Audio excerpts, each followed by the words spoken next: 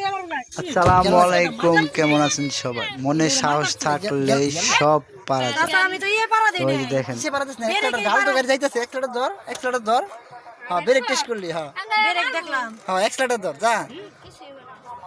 যা মনে সাহস রাখ।